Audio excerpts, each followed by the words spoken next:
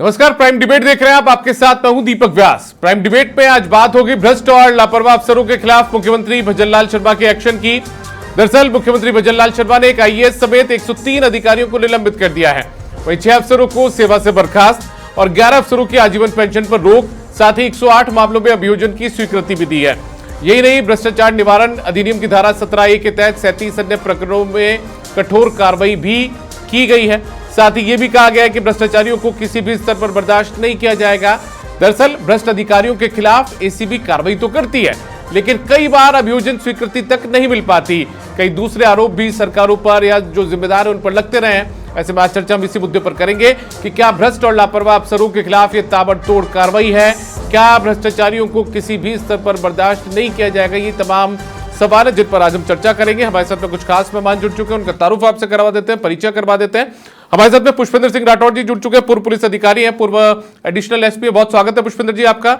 हमारे साथ में राजकुमार शर्मा जी जुड़ चुके हैं, कांग्रेस पार्टी के प्रवक्ता है। साथ ही मिथिलेश जैमिनी जी जुड़ चुके हैं, वरिष्ठ पत्रकार हैं, जाने माने राजनीतिक विश्लेषक हैं। और साथ ही शैलेश कौशिक जी भी हमारे साथ में जुड़ चुके हैं, जो कि भारतीय जनता पार्टी के प्रवक्ता हैं। आप चारों का बहुत स्वागत है।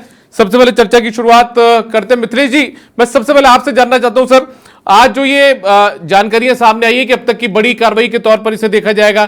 अमूमन देखा तो जाता है कि अभियोजन की स्वीकृतियां तक नहीं मिलती है। विधानसभा में कई बार जो विधायक है वो सवाल लगाते हैं, उन जानकारियां मिलती है कि अभी इतनी अभियोजन की स्वीकृति बाकी है। तो ऐसे में मुख्यमंत्री का ही फैसला कैसे आप देखते हैं, क्या नजीर बनेगा? देखिए, निश्चित रूप से आज मुख्यमंत्री ने जो भ्रष्टाचार पर एक प्रहार किया है, मैसेज दिया है कि भय बिन होई न प्रीत, तो कहीं न कहीं वो एक मैसेज है। लेकिन इंपॉर्टेंट चीज ये है कि अभी 300 से अधिक मामले पेंडिंग हैं। 492 के लगभग बीजेपी के कार्यकाल में पकड़े गए हैं। अब एक इंपॉर्टेंट चीज है कि भजनलाल जी रिपीट हो जाएंगे तो 10 साल सीएम और रह लेंगे, लेकिन जनता जब याद करे कि जो रेड हैंडेड पकड़े जाए उनका 30 दिन में निपटारा हो। अब वो 17A है, 7A है जो 2018 में प्रधानमंत्री ने लगाई है, उसके तहत विभाग अनुमति नहीं देता। लेकिन एक काबिले तारीफ कदम है, और जिस तरीके से इन्होंने पीएचडी में कैंप लगाकर 139 लोगों को चार्जशीट दी। लेकिन एक जो महत्वपूर्ण चीज है कि बार बार सवाल उठता है कि विधायकों को भी रेड हैंडेड कमीशन लेते पकड़ा गया। उन पर भी सदाचार कमेटी बनी, चाहे रेवतराम दांगा हो, चाहे रितु बनावत हो, चाहे जय कृष्ण पटेल का मामला हो। तो स्टेट में एक लोकायुक्त, जो एक मजबूत लोकायुक्त हो, जिस पर करप्शन में चाहे मुख्यमंत्री हो, चाहे मंत्री हो, चाहे एमएलए हो, उनकी भी शिकायत होने का एक मैसेज दे। क्योंकि भजनलाल जी के लिए गोल्डन अपॉर्चुनिटी है। जो काम वसुंधरा जी नहीं कर पाई, जो काम गहलोत जी नहीं कर पाए, वो करप्शन के जो मोदी जी का कि न खाऊंगा न खाने दूंगा, उस सिद्धांत पर अगर वो खरा उतरना चाहते हैं तो एक इंपॉर्टेंट चीज है कि वो ऐसा करे। दूसरा, जो अभियोजन स्वीकृति रेड हैंडेड में बरी कर देना, जिस तरीके से हमने कुछ अमन में देखा कि एक एसएचओ 2.5 लाख रुपए रेड हैंडेड पकड़ा गया, एसपी ने कहा कि करप्शन है और एडिशनल एसपी ने उसको जांच में बरी कर दिया। ऐसे ही एक इंपॉर्टेंट चीज है कि एडिशनल एसपी पुष्पेंद्र जी बताएंगे कि एसीबी जांच करके डीजी कहता है कि साहब हमने इसको स्वीकृति देनी चाहिए अभियोजन की, और वो सचिवालय में जाती है और बाबू उसको काट के लिख देता है कि नहीं होगी, अभी हम पर अनुमति नहीं देंगे। एक राजनीतिक प्रश्रय मिलता है करप्शन को।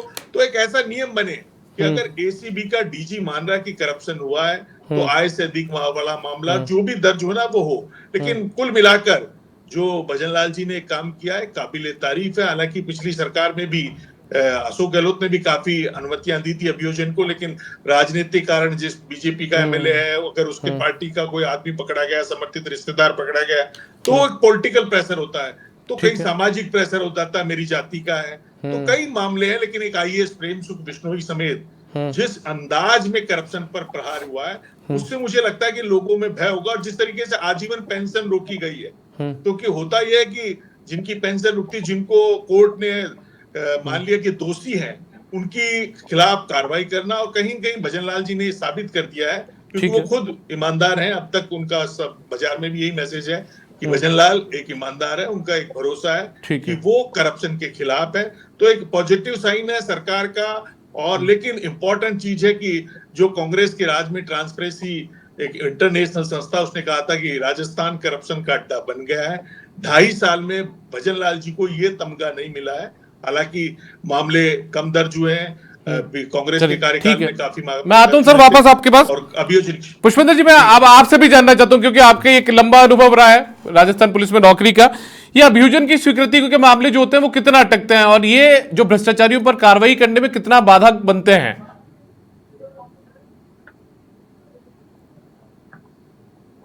मैं पिछले महीने ही रिटायर हुआ हूँ जी। और ये इतनी बड़ी कार्रवाई मैंने पूरे अपने लाइफ के अंदर पहली बार देखी है।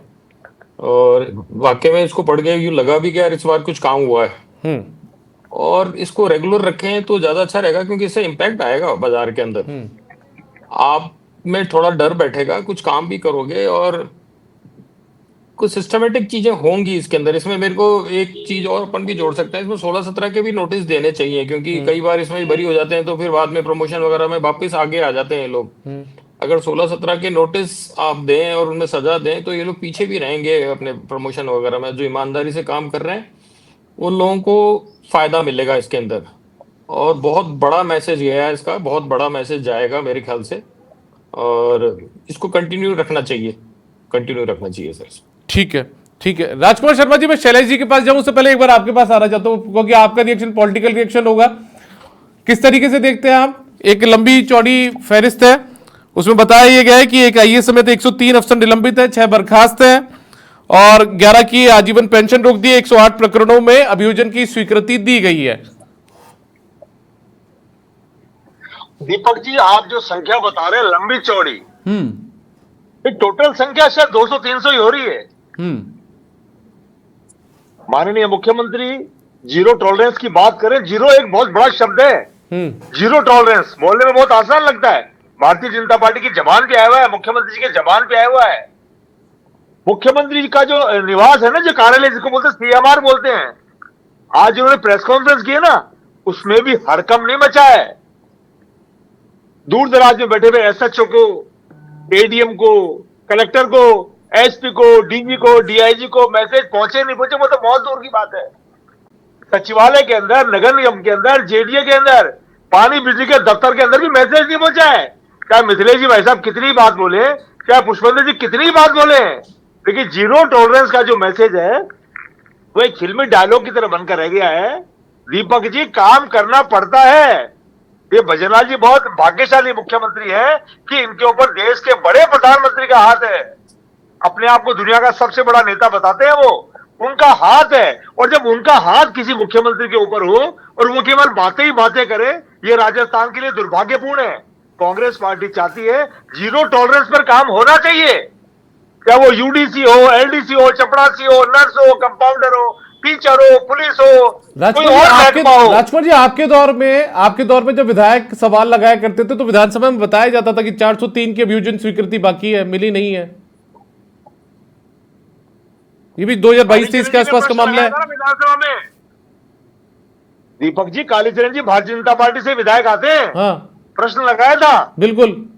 बगले झांक रहे थे मंत्री, बगले झांक रहे थे मंत्री, ये क्या हो गया, हमारा विधायक प्रश्न क्यों पूछ रहे हैं? और वो एसपी साहब बगले झांक रहे थे, जिन्होंने कहा था हाँ एसएचओ ने 2.5 लाख रुपए लिया कुचामन के अंदर, और एफआईआर लग गई, छोटे अधिकारी ने लगा दी एफआईआर। चलिए ठीक है, चले जी आपका रिएक्शन। हमने तो दीपक जी चले जी, कांग्रेस पार्टी को कार्रवाई कोई बहुत बड़ी लग नहीं रही है। बाकी लोगों को लगता है कि नजीर जरूर बनेगी इस तरीके की कार्रवाई, इस तरीके की संख्या जब सामने आती है कि भ्रष्टाचारियों के खिलाफ कार्रवाई की गई, आजीवन पेंशन रोकी गई, अभियोजन की स्वीकृतियां दी गई।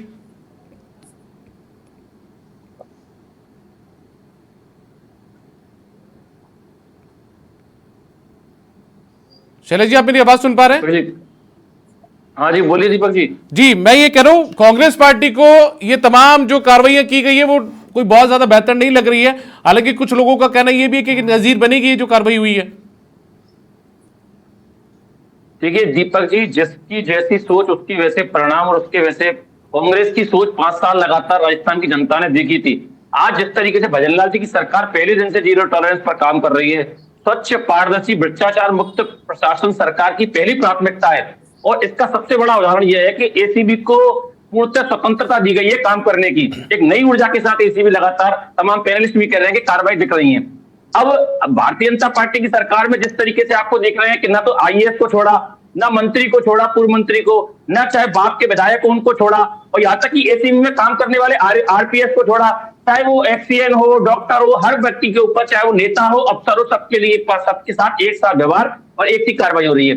दूसरी तरफ कांग्रेस को इसमें दिक्कत निश्चित रूप से लगेगी कि इनको ध्यान होगा कि जब इनके एसीबी के डीजी थे बीएल सोनी, उन्होंने कहा था हमारे पास सबूत है लेकिन काम करने की स्वतंत्रता नहीं है। जब सीएमआर के अंदर ये अधिकारी ये कह दें कि भाई ये अपने आदमी इनको छोड़ दो, गोपाल कृष्ण ध्यान होगा सबको, गोपाल केसावत जी के पास किस तरीके से पैसे मिले थे, किस तरीके से छोड़ दिया गया, सबको ध्यान होगा कि किस तरीके से 1100 हेक्टेयर जमीन जल जीवन ईआरसीपी के नाम पर दे दी, जिसको भजनलाल सरकार ने किया।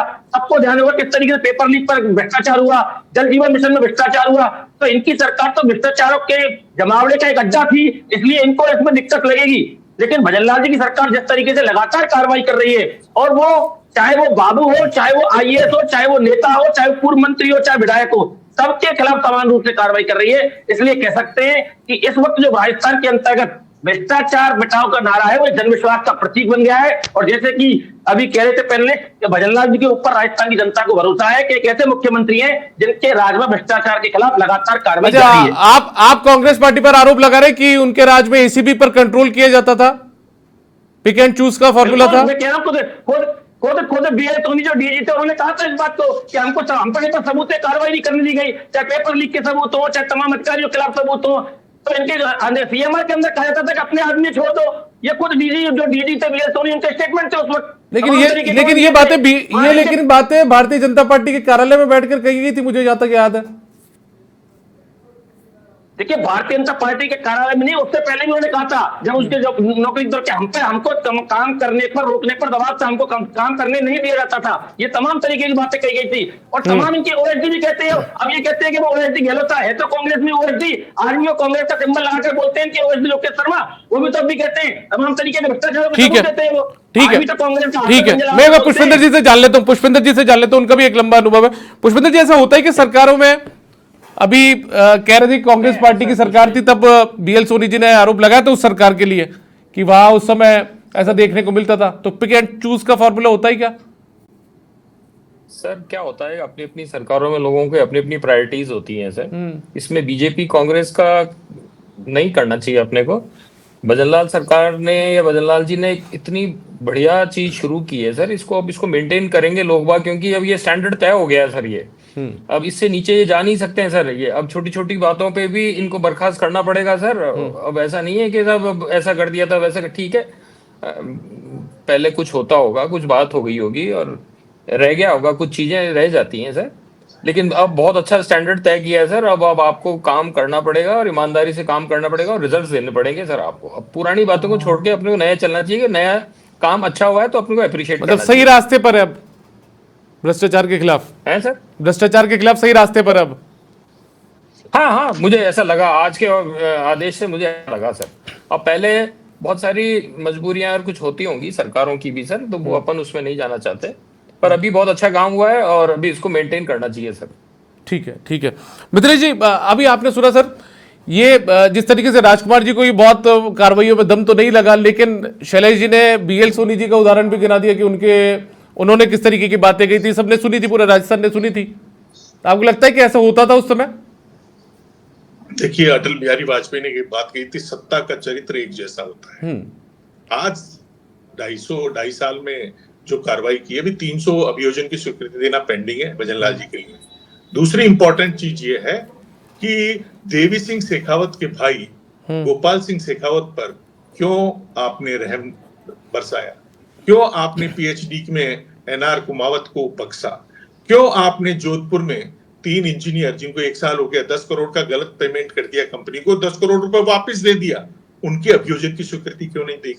देखो, बात चलेगी तो बहुत दूर तक जाएगी। राजनीति में हम आरोप लगाना बहुत आसान है, लेकिन सत्ता का जो चरित्र है वो एक जैसा होता है। अब भजनलाल जी अगर सच्चे गिरिराज धरन के भक्त हैं तो उनको चाहिए कि जो 300 पेंडेंसी है उनको भी दे, देवी सिंह शेखावत के भाई को भी दे, और जो एनएल कुमावत है जो पीएचडी में बख्शे गए, जो आपने कैंप लगाया 139 लोगों को चार्जशीट दी, जिस पीएचडी में 10 करोड़ रुपए 1 साल पहले कंपनी को गलत दिया, कंपनी ने वापस जमा करे तो प्रूफ हो गया ना, प्रमाण। उस इंजीनियरों 3 इंजीनियर पर क्यों आपने रहम बरसा रखा? ये गूगल का जमाना है। आप इसमें ज्यादा कुछ कर नहीं सकते। नैरेटिव सेट करने से पहले आपको जिस तरीके से मौन मुख शहादत का लाल सहरा पहनना पड़ेगा, कुछ तपे तपाए लोगों को आपको सच का सामना करना पड़ेगा। और भजन लाल जी के लिए गोल्डन अपॉर्चुनिटी है, क्योंकि उनकी छवि साफ सुथरी और बेदाग है। वो किसी राजनीतिक दबाव में नहीं है। विधायक का भाई ये जाने दीजिए ना। जब आपने विधायक को ही पकड़ लिया, बाप वाले को, तो विधायक के भाई पर मेहरबानी क्यों? जब विधायक रिश्वत लेते पकड़े गए, उन पर मेहरबानी क्यों? सदाचार समिति काम क्यों नहीं कर रही? पूछना चाहिए ना देवनानी जी को कि आपने सदाचार कमेटी बनाई, अच्छी बात है, बहुत अच्छा काम किया भजन लाल जी ने, देवनानी जी ने। अब जरा उनके ऊपर क्या कार्रवाई की, तीनों विधायकों को पूछ तो लीजिए। उसमें बीजेपी, कांग्रेस, निर्दलीय सब है। तो ये जनता पूछती है। आप आज के दौर में ऐसा चरित्र नहीं बना सकता कि केवल नैरेटिव आप केवल बातों से सेट नहीं कर सकते। नैरेटिव आप मीडिया से सेट नहीं कर सकते। पब्लिक क्रॉस चेक करती है फैक्ट को, और उस फैक्ट में अगर आप फेल हो गए तो आपका नैरेटिव कितना ही बना लीजिए, कितना ही आप ग्रामीण विकास रथ निकाल लीजिए, कोई बातें कर लीजिए। अशोक गहलोत जी ने तो मोबाइल से लेकर दाल चीनी सब बांट दिए थे ना। बिल्कुल सर। नैरेटिव में कोई कम थी क्या? उनकी जो कंपनी थी डिजाइन बॉक्स, उससे बढ़िया मीडिया मैनेजमेंट मैं समझता हूँ इंडिया में आज तक नहीं हुआ। लेकिन अटक गए ना सरकार में, क्योंकि आज की जनता क्रॉस चेक करती है। ये कोई आसान काम नहीं कि सत्ता रिपीट हो जाए। 25 साल से खेल इसी तरीके से चल रहा है। क्योंकि पब्लिक जब लास्ट में जाके आपने 2.5 साल में इतनी अनुमति दी, 300 अटक रही है ना, पूछ रही है ना जनता। ठीक है, ऐसा आसान काम नहीं है। भजनलाल जी के लिए गोल्डन अपॉर्चुनिटी है। बिल्कुल। वन स्टेटमेंट सारे अभियोजन स्वीकृत। ठीक है, 17 में ज्यादा पेंडेंसी नहीं रखेंगे। 30 दिन में जो रेड पकड़े गए, या तो बरी या बर्खास्त। ठीक है, देखिए भजनलाल जी की छवि कैसी हो जाएगी। ठीक है, ठीक है। शैलेश जी देखिए, आपने पुष्पेंद्र जी ने कुछ बातें पहले कही थी। उन्होंने कहा था कुछ 16 और 17 के तहत भी कार्रवाई और करनी चाहिए। जो प्रमोशन मिल जाता है छूटने के बाद में, वो रुकना चाहिए था। इसके अलावा जैसे अधिकारियों पर या कर्मचारियों पर कार्रवाई की गई, उस तरीके की कार्रवाई जनप्रतिनिधियों पर क्यों नहीं की गई है? इस तरीके की जो मामले वो भी अब सामने आ रहे हैं। तो ऐसे में क्या वो भी पूरा आगे आने वाले वक्त में देखने को मिलेगा? दीपक जी, निश्चित रूप से मिलेगा, क्योंकि जो कार्रवाई की आप देखिए कि एक तरफ तो अब जैसे कि मिथिलेश जी कह रहे थे, बिल्कुल तमाम उदाहरण दिए। बात यह है कि कार्रवाई करने की आपकी दृढ़ इच्छा शक्ति होनी चाहिए, और वो भजनलाल जी ने दृढ़ इच्छा शक्ति दिखाई है। जिस तरीके से एक झटके में इस तरीके के परिणाम आज राजस्थान की जनता के सामने आए हैं कि भ्रष्टाचार के विरुद्ध सरकार लगातार काम कर रही है। आप देखिए यार, एक नया जो आपने जानकारी में होगी, उन्होंने कहा कि अगर अदालत में दोष सिद्ध, इसका मतलब सेवा से बाहर, कोई इफन बट नहीं। तो सरकार लगातार इस पर कड़ी से कड़ी कार्रवाई, कड़ी से कड़ी नियम बनाने के लिए लगातार प्रयासरत है। क्योंकि जब तक, अगर माननीय मुख्यमंत्री जी ने स्पष्ट रूप से कहा है कि जनता के पैसे पर जो डाका डालेगा उसके खिलाफ कार्रवाई सुनिश्चित होगी, तो ऐसे में निश्चित रूप से मैं आश्वस्त करना चाहूंगा। और जो मिथिलेश जी बता रहे हैं, पेंडेंसी कितनी भी हो, सब पर कार्रवाई होगी, क्योंकि ये भजनलाल जी की सरकार में कोई किसी तरीके का भेदभाव नहीं होता। ये पूर्ववर्ती सरकार की तरह नहीं है, ये तेरा ये मेरा। आप देखिएगा परिणाम आपके सामने आएंगे। अब आप एक रिजल्ट देखिए किस तरीके से कार्रवाई की जा रही है, किस तरीके से कोई भी हो, सब पर लगातार कार्रवाई की गई है। एसीबी के अधिकारियों तक को भी ट्रैप किया गया और उनके खिलाफ भी कार्रवाई की गई है। तो यहाँ किसी के लिए छूट नहीं है, कार्रवाई भी होगी। लेकिन आप थोड़ा सा सब्र रखिए और थोड़ा सा देखिए कि आप किस तरीके से सरकार लगातार बेहतर से बेहतर प्रयास इस भ्रष्टाचार के विरुद्ध कर रही है, ताकि राजस्थान में सुशासन भ्रष्टाचार दूर हो सके और सुशासन भ्रष्ट और पारदर्शी सरकार बन सके। ठीक है राजकुमार जी, थोड़ा और सब्र और रखना पड़ेगा, इसी तरीके से और आगे बढ़ेगी सरकार, ये कह रहे हैं शैलेश जी। दूसरा, आपके कार्यकाल में जो डीजी एसीबी रहे थे, उनकी बातों को भी याद दिलाया जा रहा है। दीपक जी, बड़ी विनम्रता पूर्वक मैं कहना चाहता हूं कि भारतीय जनता पार्टी की सरकार को, माननीय मुख्यमंत्री को कार्रवाई करनी पड़ेगी, भाषण देना बंद करना पड़ेगा। कांग्रेस पार्टी को कोसना भी बंद करना पड़ेगा कि कांग्रेस ने 1972 अभियोग से स्वीकृति दी, हमने कितनी दी, क्यों दी, पीएचडी में हमने पकड़ा छोड़ा, भाई को क्यों नहीं पकड़ा। बहुत सारे मामले हैं दीपक जी, पूरी रात खत्म हो जाएगी। डर नहीं है, सच्चा बोल रहा हूं मैं। आदरणीय पुष्पेंद्र जी बहुत ईमानदार अफसर हैं, ऐसे बहुत सारे अफसर हैं राजस्थान में, पुलिस में भी, अन्य महकमों में भी हैं, वो भी परेशान रहते हैं कि सरकार बोलती बोलती कार्रवाई नहीं करती है, और प्रेशर आते हैं हर तरह के। दीपक जी, पानी का दफ्तर हो, बिजली का दफ्तर हो, नगर निगम हो, जेडीए हो, अस्पताल हो, आप इलाज करा के आओ, बिना पैसे दिए इलाज ही नहीं होगा। पानी का कनेक्शन लेके आओ, बिजली का कनेक्शन लेके आओ, पता चलेगा। बच्चे को स्कूल में एडमिशन कराओ, आरटीई के तहत आपको रिश्वत देनी पड़ेगी दीपक जी। मृत्यु प्रमाण पत्र लेके आओ, अपने घर के पास सड़क लगवाओ, लाइट ठीक करवाओ, पता चलेगा कैसे लाइट ठीक होती है। कितने एन एक्शन के चक्कर लगाने पड़ते हैं, महापौर को रिक्वेस्ट करनी पड़ती है। भ्रष्टाचार खूब चरम पर है। इनके एक मंत्री थे किरोलाल मीणा, 7 करोड़ रोज बजरी निकलती है। क्या हुआ? कांग्रेस पार्टी के थोड़ी है वो तो बीजेपी के मंत्री है और देश के प्रधानमंत्री के लाडले भी है।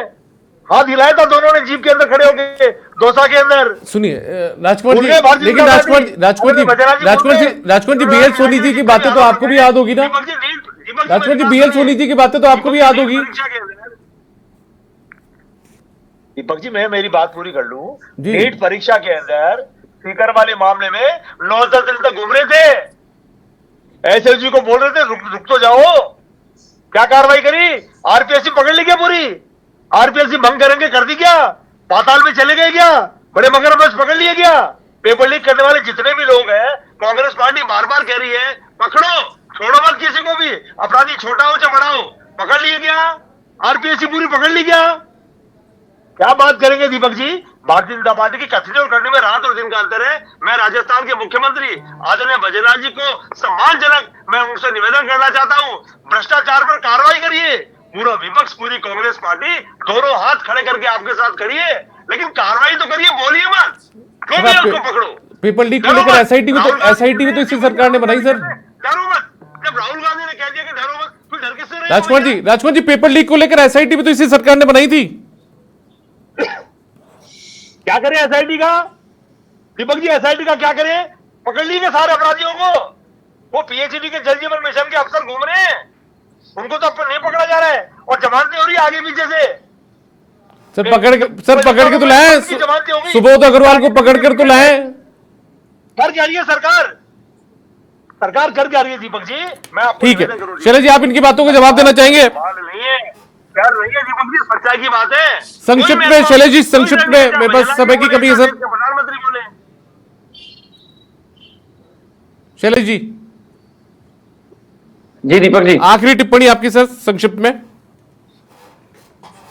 देखिए राजकुमार जी, मैं तमाम तरीके उदाहरण गिनाए। राजकुमार जी कुछ उदाहरण को भी याद कर लेते हैं। जब पीडब्ल्यूडी आपके भजनलाल जी जाटव थे, सड़कों के खराब के मामले में, तो अशोक गहलोत जी का स्टेटमेंट था, ध्यान दिला दूं कि एक्सीएन और ठेकेदारों की पार्टनरशिप चल रही है। इन्हीं अशोक गहलोत जी का स्टेटमेंट था कि हमारे समय में जो खान मामला है, पूरे शरीर के सिस्टम फेलियर है और आपकी सरकार में भ्रष्टाचार की स्थिति थी कि खान मंत्री के खिलाफ आपके विधायक को बाल मुड़वा के देने पड़े थे। तो भ्रष्टाचार पर बोलने से पहले सोचिए। इस सरकार में आप देखिए लगातार एसआईटी के गठन हुआ तो कार्रवाई हो रही है। आपके पूर्व मुख्यमंत्री के पीएसओ को पकड़ा है, आपके तमाम अधिकारियों को पकड़ा है, आपके पूर्व मंत्री को पकड़ा है, आपकी सरकार के तमाम अधिकारियों को पकड़ा है। किसको नहीं पकड़ा बताइए आपकी सरकार में? हमारी सरकार में लगातार आपकी। ठीक है चलिए, वक्त की कमी। मैं मिथिलेश जी के पास जाऊंगा। मिथिलेश जी सर, मेरा संक्षिप्त में आपसे टिप्पणी चाहता हूं। ये जो फैसला लिया है कि कोर्ट में यदि दोषी साबित हुए तो सीधे बर्खास्तगी होगी, इसका कितना बड़ा मैसेज जाएगा मिथिलेश जी? जी सर मैं आपसे संक्षिप्त में जानना चाहता हूं, कोर्ट में दोषी साबित हुए तो सीधे बर्खास्तगी, ये जो फैसला लिया गया इसका कितना बड़ा मैसेज जाएगा? देखिए, ईमानदारी की बात तो यह है कि कोर्ट में अगर किसी को दोष सिद्ध हो जाता तो सरकारी सेवा से वैसे ही बर्खास्त हो जाता। तो ये तो एक कोर्ट का जो फैसला उस पर मोहर लगाया है। वैसे भी आप कोई कोर्ट से अगर कन्विक्ट हो गया, पुष्पेंद्र जी बता देंगे, वो अपने आप ही दोषी हो गया तो अपने आप ही बर्खास्त हो गया। तो ये तो एक आईएएस ब्यूरोक्रेट्स का मैनिपुलेटेड फैसला है। रियल ग्राउंड रिपोर्ट ये कि अगर किसी को दोषी सिद्ध कर दिया कि इसने प्रमाणित हो गया कोर्ट में, तो उसको सेवा से बर्खास्त वैसे भी हो जाता है। इसलिए सबसे बड़ी उपलब्धि अब ये चाहिए भजनलाल जी को कि बिना भेदभाव किए 2.5 साल में इतने किए, जो पेंडेंसी है अभी भी अभियोजन स्वीकृति की, उसकी रेट बढ़ाएं। और एक होम भी उनके पास है, गृह विभाग। तो कहीं न कहीं ये जो मामले हैं कि जो रेड हैंडेड पकड़े जाते हैं, उनका तत्काल फैसला हो। ठीक है। वीडियो 8.5 लाख की रिश्वत लेता है, गांव का ग्राम विकास अधिकारी 8.5 लाख की रिश्वत। अब सोचिए करप्शन का लेवल क्या है। ठीक है, तो ये इंपॉर्टेंट चीज है कि अच्छा काम कर रहे हैं भजनलाल जी, लेकिन जो एक सामाजिक समस्या है, जो भी राजकुमार जी ने की कि आम आदमी करप्शन से पीड़ित है, वो सोच बदलनी चाहिए। ठीक है पुष्पेंद्र जी, मैं आपके पास आता हूं सर आखिरी टिप्पणी के लिए। आपकी ओपिनियन में जानना चाहूंगा, ये जो अभियोजन स्वीकृति के मामले जिस तरीके से अटकते हैं, क्या इस प्रथा को बंद कर देनी चाहिए? जब एसीबी ने पकड़ा है तो सीधे मुकदमा दर्ज करने की व्यवस्था होनी चाहिए, या क्यों मंजूरी के लिए घूमा जाए, बार बार अधिकारियों के आगे चक्कर लगाए जाए? सर ये कानूनी प्रक्रिया है, इसमें लेना ही पड़ता है उसके अंदर। उसको ये कर सकते हैं कि आप जल्दी करो, आप उसको इतना लेट मत करो, उसमें आप अटकाओ मत। अगर उसका मोदी जी खिलाफ 2018 में 17 बन रहा है, ले मुकदमा लेके बन रहा है, आए। तो उसको दे देना चाहिए तुरंत, बहुत ज्यादा उसको वेट नहीं करना चाहिए। ये कानूनी प्रक्रिया है, या तो इस कानून में नए कानून बनाकर इसको हटाएं, या तो अगर नहीं हटा रहे हैं तो इसको अभियोजन स्वीकृति अनिवार्य है। समय सीमा तय कर सकती है राज्य और जिसको सरकार, जल्दी कर दो आप। समय सीमा तय कर सकती है। हाँ, समय सीमा आप तय कर सकते हो कि विद इन 2 मंथ 3 मंथ जो भी इनको ठीक लगे वैसा कर सकते हैं ये लोग। और इस अभियोजन स्वीकृति बिना आगे केस चलता नहीं है, इसलिए जरूरी होती होगा ये। चलिए ठीक है, बहुत शुक्रिया आपका पुष्पेंद्र जी, मिथिलेश जैमिनी जी, राजकुमार शर्मा जी और शैलेश कौशिक जी, आप जोड़े हमारे साथ में और चर्चा में हिस्सा लिया। तो कुल मिलाकर देखिए काफी कुछ बड़ी जो फैसले हैं, कड़े फैसले वो यहाँ पर लिए हैं, कुछ और फैसले लेने बाकी हैं जो आगे आने वाले दिनों में देखने को मिल सकते हैं। फिलहाल प्राइम डिबेट में इतना ही, इजाजत दीजिए, नमस्कार।